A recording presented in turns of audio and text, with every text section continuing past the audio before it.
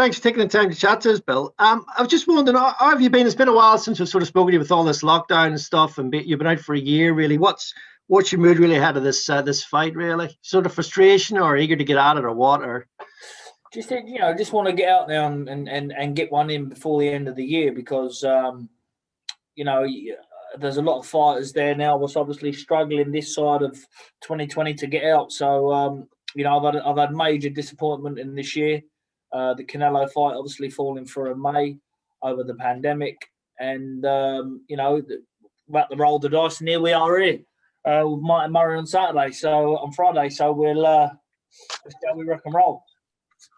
Yeah, because you've probably seen but a few people sort of knocking Martin Murray, what sort of opponent is he for you for a world title fight, etc., etc. But what's your reaction to that, really? Well, listen, if you want to go on professional experience, he's got more experience than me because he's had more fights than me. He's challenged for the world title 4 times. I mean, I could have easily picked, somebody's name ending with, whatever. I couldn't even spell it, from Germany, France, wherever. But Martin Murray is a name. He's a 4-time challenger for the world title and should have been 2-time world champion, in my opinion, at least in 2 of them fights. So, and I promised him a shot. And if this is his last one, this is his last one. Or, if it's his lucky night, it's his lucky night. But one thing's for sure, it's his chance. Yeah. And then obviously we've got Callum Smith, Canelo on the 19th. But I know you'll have an interest in that. Do you fancy the winner of that, or what's the sort of strategy for 2021, really? I'll leave that to my management, MTK and to Eddie Earn to make. But obviously, I would love the winner of that fight.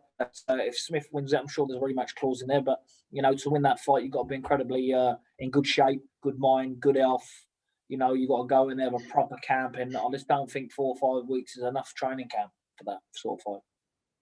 Is that right? Yeah, that's your big concern for Callum, yeah. Yeah, I think Callum's got the tools in his box to win, but you have to have the right preparation time and put the man hours in and go over and repeat that for maybe 2 months, 3 months, how to beat him, what strategy you're going to go in there with. And I just think that it's all been crash, bang, wallet, give me my cash, and let's get it on. But listen, I hope I'm wrong, and I hope he gets the job done, fellow Brit. Yeah. Well, thanks very much for your time, and good luck on Friday. Thanks, David. If you go to Chris McKenna from the Daily Star next, please. Billy, obviously you've changed trainers again. Can you just talk us through your kind of thinking behind that and why you've done that? The other trainers, the toe was hanging out of them, so I had to change trainers. That was weared out. My other trainers, that was weared out. I had a pair of Adidas and I changed them for a pair of Nikes. Well, what was the thinking with going to Mark Tibbs and back to the Tibbs family? I just think that it was a decision that, lockdown come, was having no luck. I was at home, and, Ben Davison, he set up a gym out in Arlo, and, it was hard for him to travel away and do camps, and he's got a lot of fighters there, and it's not right on me dragging him around the country and around the world training camps because I can't do a training camp at home.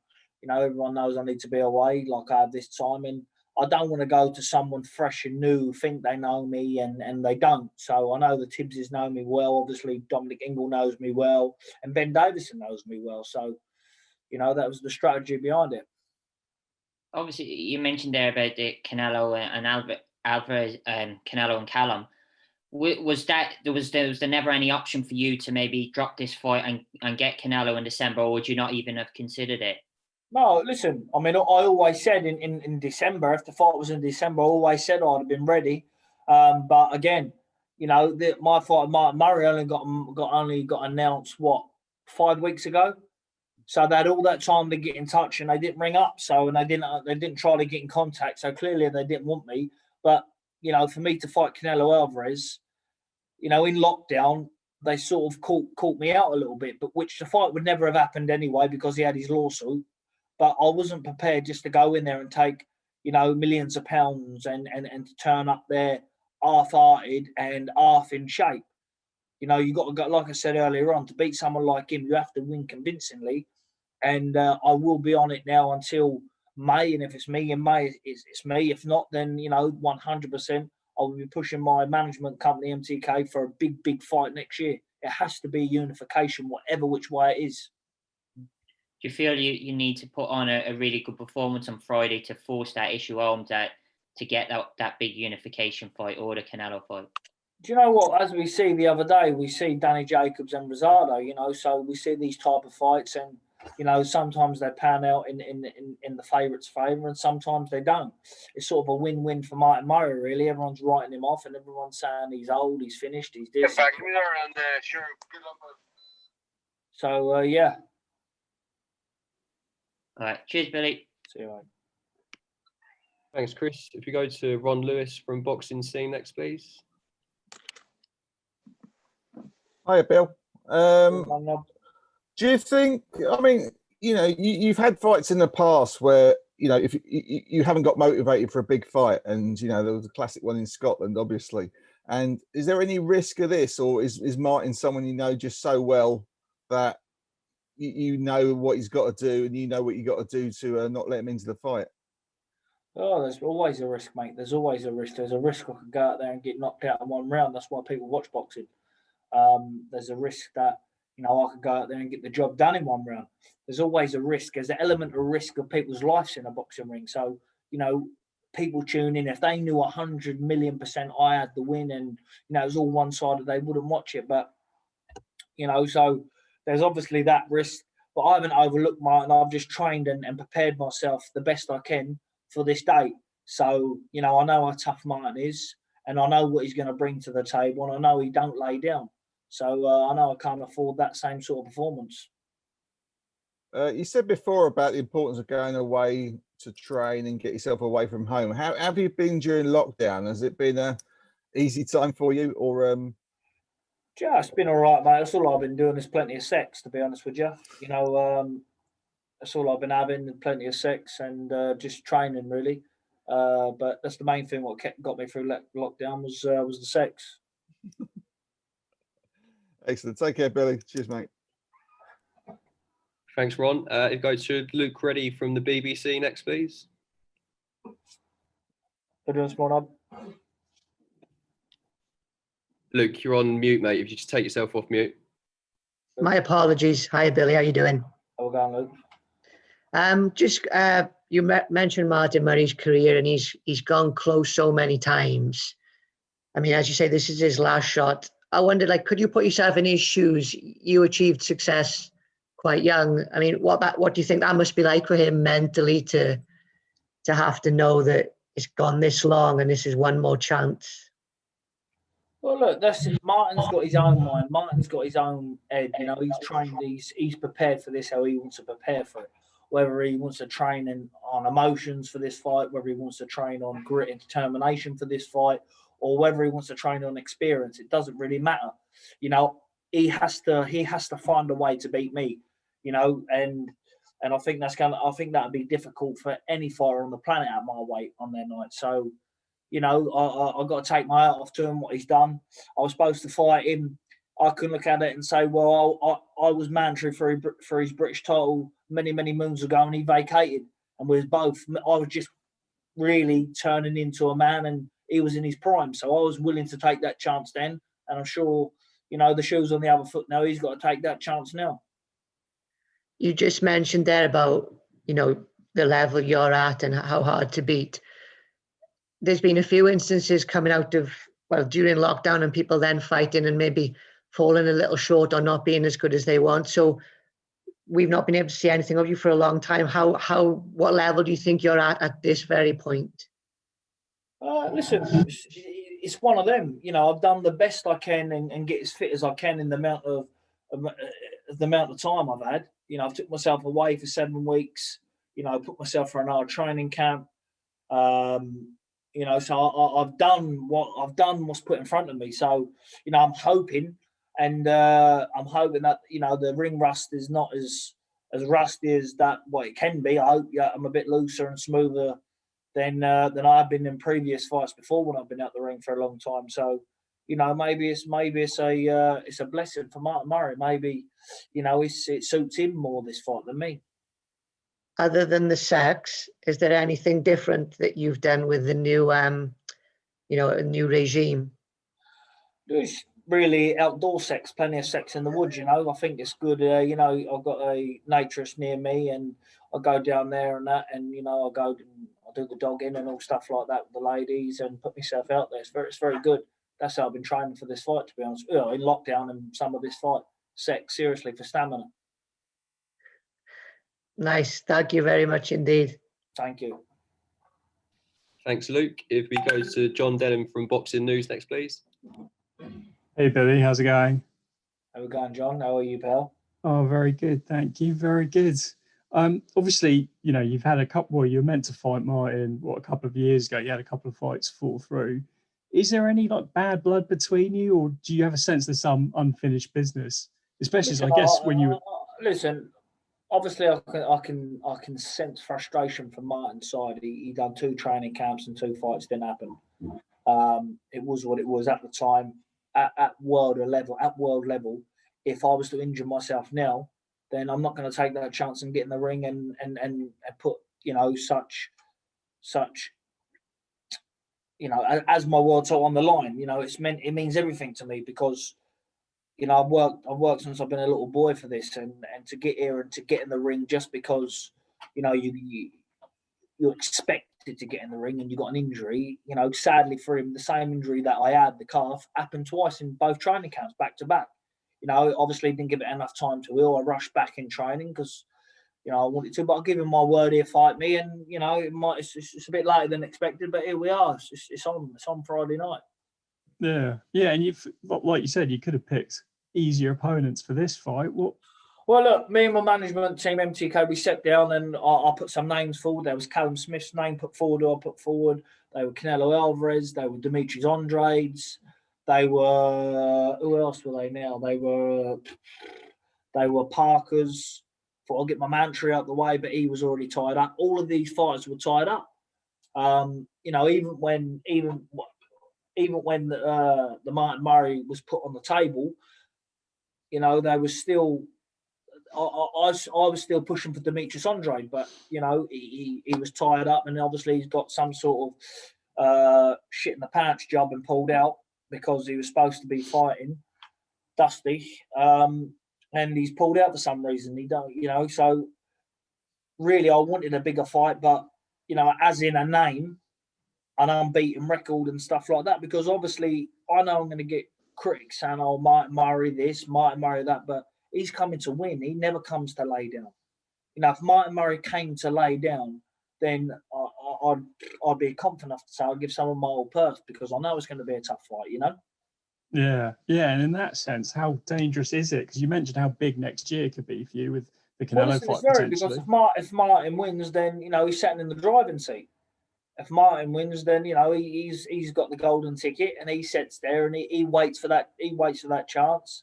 If not the rematch. So, you know, financially, it's certainly, he's not going to get any better for him. So, you know, good luck to him. I'm happy he's getting paid well, and you know, he's got a lovely family. There's no animosity there with me and him, you know, but I can sense a bit of frustration in him, and if I can get that frustration out of him in the ring on Friday night, I should have a field day. Excellent. Well, that's great. Thanks very much, Billy. Cheers. Thanks, John. If you go to David Charlesworth from Press Association next, please. Hi, Bill. How are you doing? How we going? Good, thank you. This fight is obviously a test. You've just said that, an opportunity to get some tough rounds under your belt. So, is this a good thing to have this now before facing a step up in competition rather than going into a unit? Listen, I'd be very disappointed if I went in there and blew Martin Murray away in one round. I'd be very disappointed. I really, really need rounds. I've been out 1 year. I need rounds to go into big fights for next year, to brush ring rust off. It's all right going in there and thinking you're going to look good, knocking someone out in 30 seconds, and, you know, I'm the man. I'm not going to get much credit for that.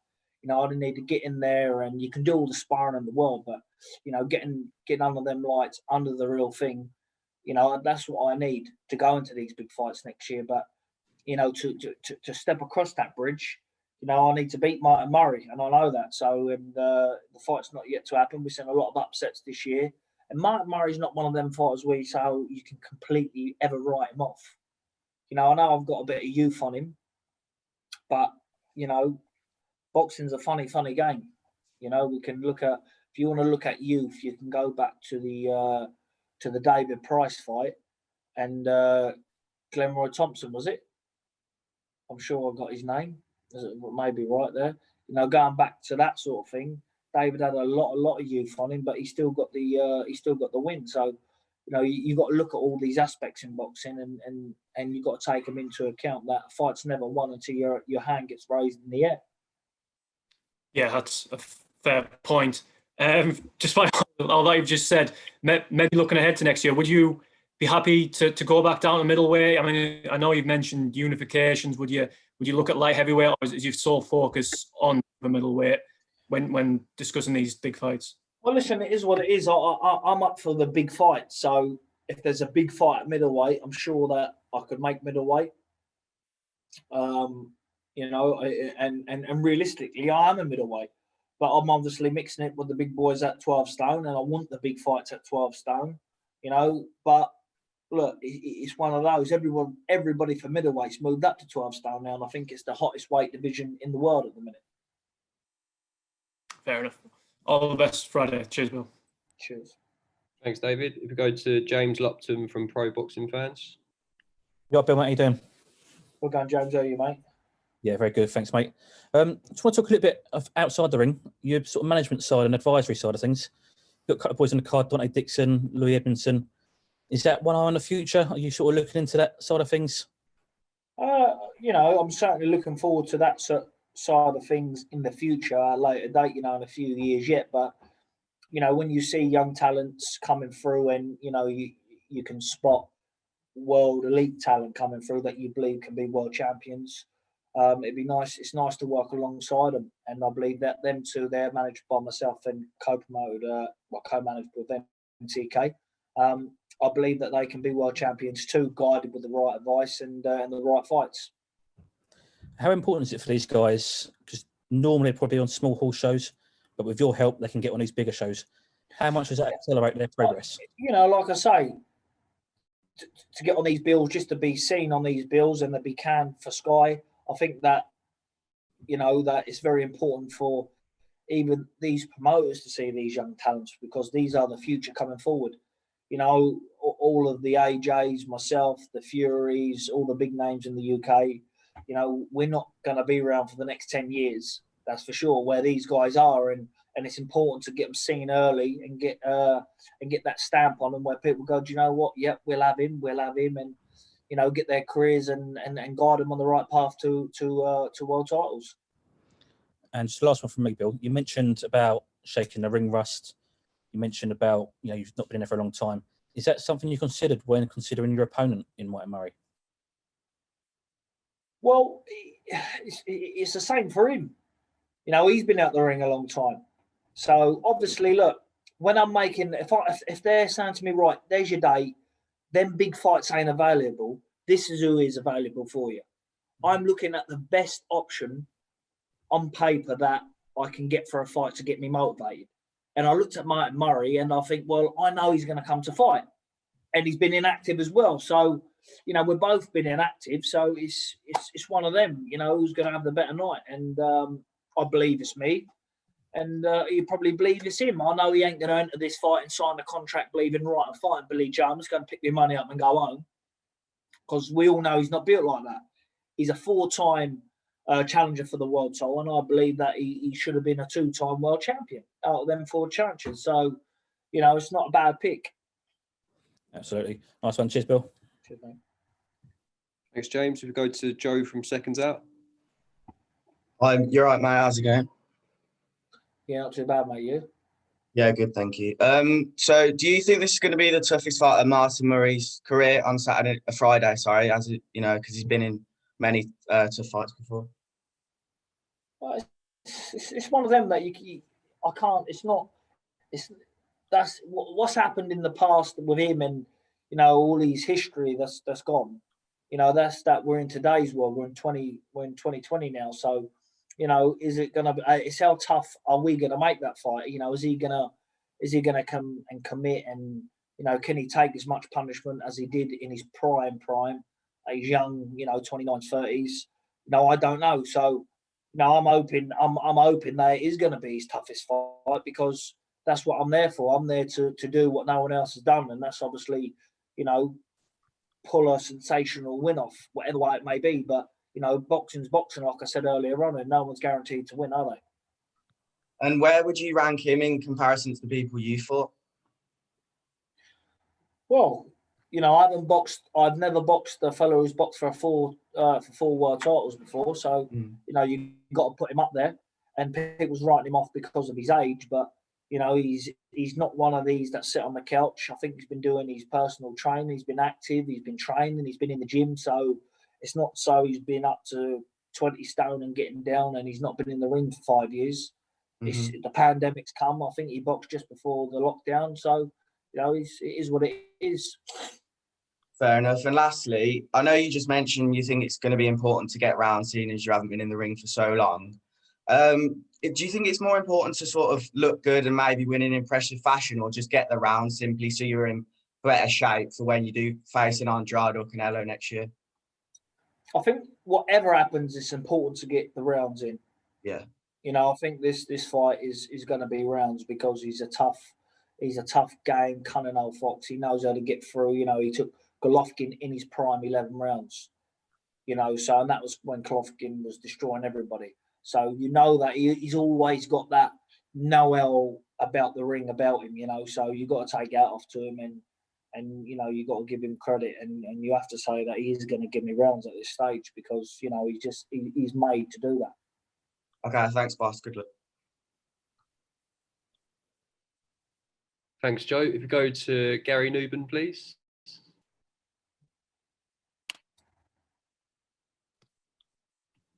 Gary, if you just take yourself off mute. There you go. Billy Joe, whatever you say, you are expected to win on Friday night, and then hopefully for you that would take you to Canelo. I'm just wondering why you would beat Canelo, and how can anybody beat Canelo in these current times at the moment? What are your thoughts on that? Why I would beat Canelo and how I would beat him? Well, how would anybody beat him over the next year or so, the way he looks?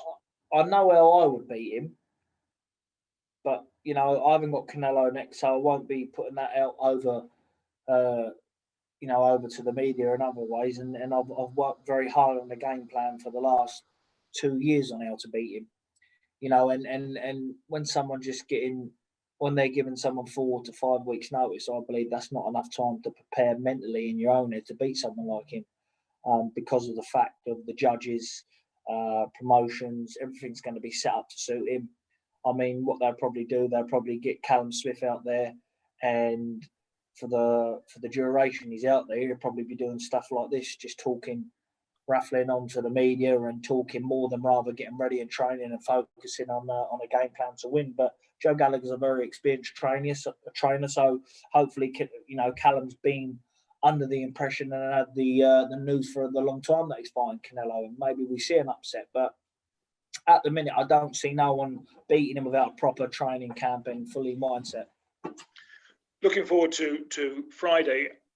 You're quite right to say one punch could do it, obviously, but in most people's views, you're going to be a really red-hot favourite. And would you not agree it's not quite as close as the Dubois-Joyce was on paper, even if Joyce was a 3-1 outsider? I mean, it's all stacked in your favour, isn't it? Well, listen, to be honest with you, it's stacked in my favour on paper. But as we know, paper can burn, paper can be thrown in the bin. You know, the script can be torn up and thrown away. So, you know, I've been inactive for over a year now. My last performance wasn't the best in the world, you know, for Matchroom. But, you know, I'm really looking in my own head and mindset. I know that I need to bring a performance out where people go, well, you know, no matter who were in front of him that night, he still was going to look sensational.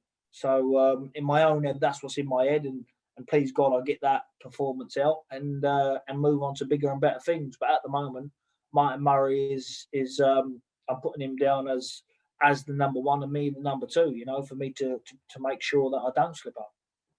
You've been around a fair old while. Do you appreciate these fights and these situations more now than you probably did earlier? I've been around a long time, but you know, I just think that you got to be thankful that you know we're allowed to even have sport, any sport, in this situation. You know, there's poor people home now. You got like the elderly at home sitting there alone, and you know, not having no one around them. My nan's at home. You know, no one's allowed around her, and it's a very lonely life for them. And you know, we get the privilege at least looking forward to doing something we love, whether there's crowds there or not. So I've got to really thank, you know, be very, very thankful to my management. MCK has been very, very, very, very well, extremely patient with myself and worked alongside me, and Matchroom. So I'm happy I'm out, and we've got to be thankful. Just like to know as well, what you think about fighting in front of no crowds. How strange is that going to be for you? Oh look, it's one of them. When that bell goes, I don't hear any crowd anyway. You know, I don't box. I'm not a crowd pleaser, because out of my 29 fights, if I've took 10 clean punches, then that's a lot.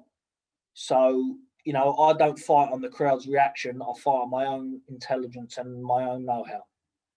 I'm looking forward to the fight. Good to see you back in action. Good to see you back in the ring. Good luck. God bless you. Thank you. Okay, we've got time for one more before we let Billy Joe go. So if we go to Jeremy Herages, please. Hi, Billy. Thank you for taking the time to talk. I'm curious, going into 2021, do you have an ideal number of fights that you would like to see? Or does that not matter as long as you get a unification bout? Certainly, you know, I want to be active. And that's the reason why I'm fighting Friday night, because if I was worried about that, I'd have went, no, I'll wait to 2021. But, you know, I need to get active to be in the running for these fights and get the rounds in, you know, and sharpen the tools and grease and, you know, the chains and stuff like that. So I need the rounds. But, you know, the main thing is I do want to be out at least 3 times going into it. But then that's at least, you know, minimum 3. So, you know, there's big fights out there, and I'm sure that Eddie Hearn can make that, the stable of fighters he's got, and big fights like that. Final question for me, and I didn't think I'd be asking this one, but you talked about training and about sex. Is it safe to assume that you're not of the belief that sex weakens the knees, weakens the legs, and do you abstain? It's strong. You do, when you do the sex in the woods, you know, like when you're putting your leg over the trees and under the trees and under the bushes, different positions and stuff like that. That's a workout. That's a pure workout, and you're having fun. That's called a fun workout. So no abstaining from it leading up to the fight whatsoever. No, just a couple of knee burns. Sounds good. Thank you, Billy. No problem. Right, and on that note, thank you very much, Billy, for your time.